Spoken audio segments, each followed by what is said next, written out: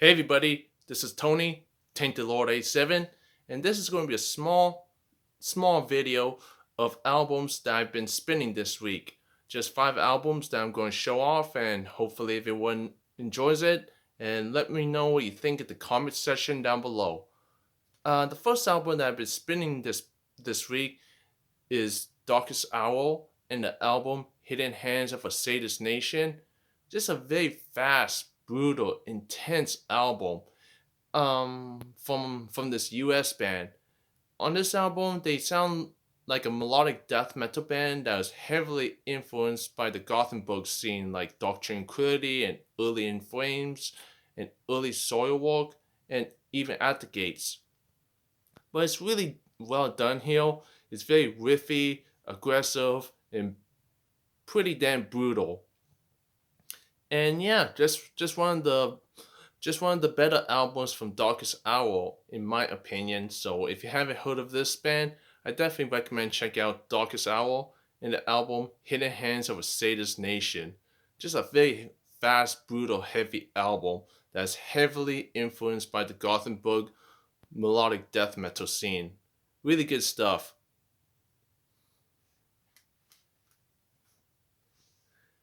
Next up is Cata Decapitation, Monolith of Inhumanity.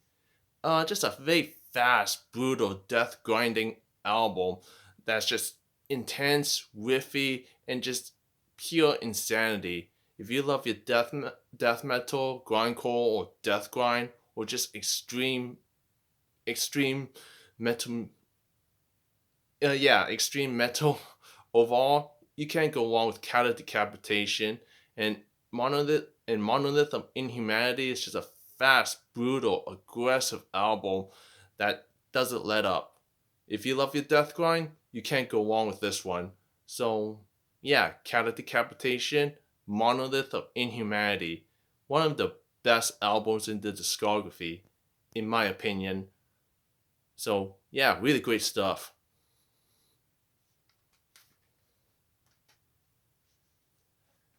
Okay, next up is a black metal band that I don't hear a lot of people talk about, but this is a really good one if you're into that kind of sound, and that's Owimha and the album Wading Through Immortality. Now, Owimha are a Canadian black metal band that's heavily influenced by Demi Bogle.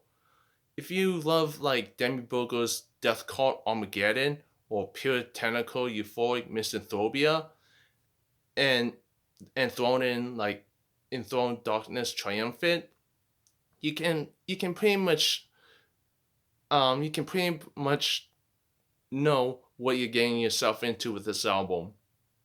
Like I said, Wimha really channels the Demi Bogle sound on this one. Just some symphonic black metal.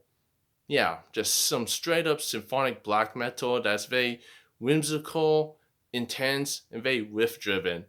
Not saying they're whipping Demi Bogle off, but you can totally tell that Wimha was very heavily influenced by Demi Bogle. Yeah, very heavily influenced by Demi Bogle. So yeah, if you want some well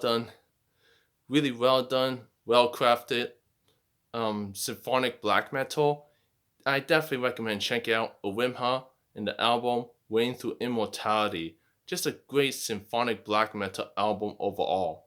Really good stuff.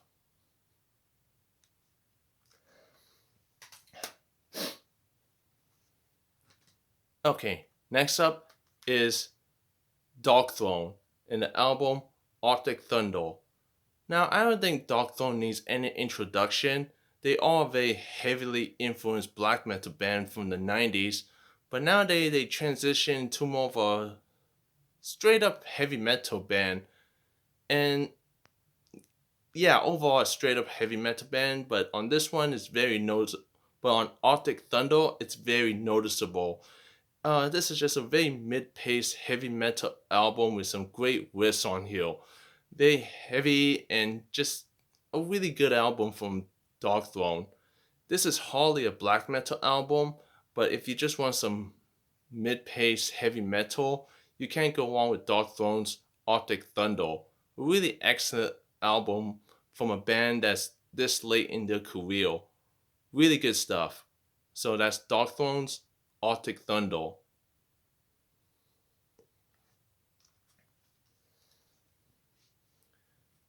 And the last album that I've been spinning this week is none other than Typo Negative and the album Life is Killing Me.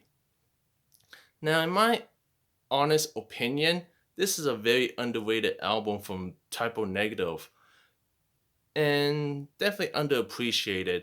If you love your gothic metal with some doom metal influences here and there, you can't go wrong with Typo Negative's Life is Killing Me. It's just a really solid album from this band, and it has some really great songs and some really funny lyrics. But yeah, if you love your gothic metal with some doom metal influences here and there, you can't go wrong with Typo Negative and the album Life is Killing Me. A very underrated but excellent album from this band who is missed. And Peter Tegrin, what am I saying? Peter Steele is still missed to this day. Sorry, Typo Negative fans. I meant to say Peter Steele. Sorry about that.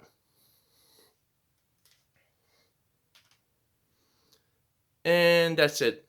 That's my playlist for this week. Hopefully everyone enjoys it. Let me know what you think, and hopefully I can do another video next time, whenever that happens. Thanks for watching.